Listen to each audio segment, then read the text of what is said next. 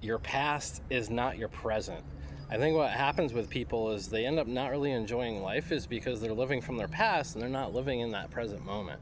You know, you feel like you're living in the present and you're going through your routines and your day-to-days and all these things, but you know what ends up happening is you're just depressed, you're sad, you're angry, frustrated, all these things that are going on, and you're just not having any fulfillment in life. And a lot of that comes from, we're still living in our past, we're living from our past, you know, like we've done bad things and bad things have happened to us, you know. And it's like, you have to get over it. I know things can suck and they've been really bad, like really bad stuff has happened to me in my life, but the thing is like, I don't beat myself up over it anymore, but I do when things happen, and that's why we got to use it as a tool, not a weapon, just like anything else.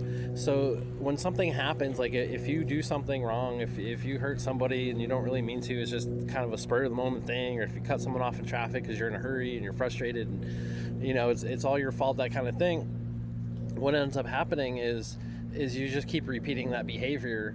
But what you do is you say, all right, I made a mistake, I screwed up, moving on.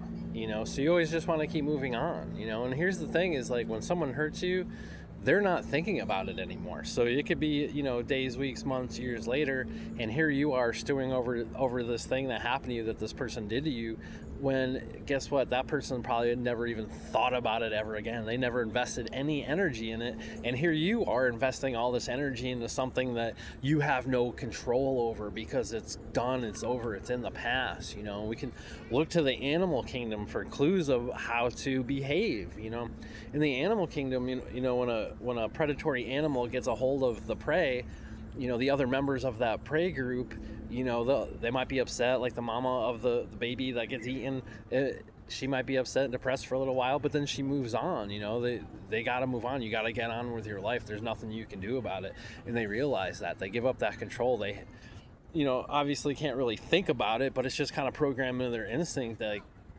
you have to be present moment. And that's what we want to do, is we want to take as much energy that's stealing from us from the past and bring it here into the present so we can get more enjoyment out of life. You know, we say, well, you know, I'm a bad person. So what you've done is you've created a default setting for yourself to be a bad person.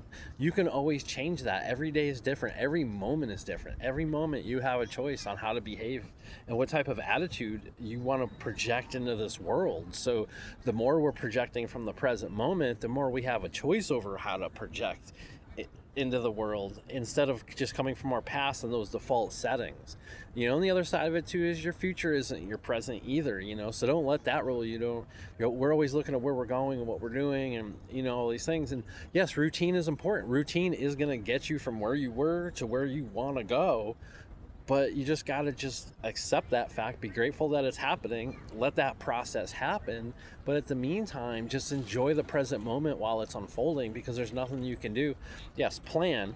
But again, we don't sit there and just plan and plan and plan and plan. Set a time aside for planning, and then you step away from that so you can enjoy the moment and be like, all right, what am I engaging in right now, and how do I want to consciously choose to engage this moment instead of just flying through it, you know, frustrated and angry and sad and depressed or manic or whatever's going on inside. What happens is we choose that too, because we know that yesterday I was like this, yesterday was this day, you know, I don't see today being different. You know, we all kind of wake up with that mindset, and it's because we don't create our day, we let our day create us. And that's the difference, is like, yeah, there's parts of your day you can't do anything about, but you can always do something about the attitude that you have while you're going about that part of your day. And that's where that real improvement comes from, is you can just skate through instead of having to be frustrated and resist all these things that are happening. And just ignore the pressure of those around you who want to be the grumpies and want to stew in their problems, because as you begin to understand these things, you realize that other people are going through what you're going through, and they don't have the tools necessary to be able to overcome it. And that's what helps you get patient. So take these things from your past, bring it into the moment, get over it, accept things that you've done, realize that you can change and that you can be a better person, and that other people aren't thinking about how bad you were 30 years ago. They're not thinking about what they did to you 30 years ago. They're wrapped up in their own lives. So get wrapped up in your own life, but get wrapped up in the good side of it and just leave all that stuff behind. Even if it happened 5 minutes ago, an hour ago, 2 hours ago, you know, we stew over these problems when we're going to bed. It's just, don't do that. If you catch yourself doing that, just say stop. And that's where I'm going to stop. Have a great day.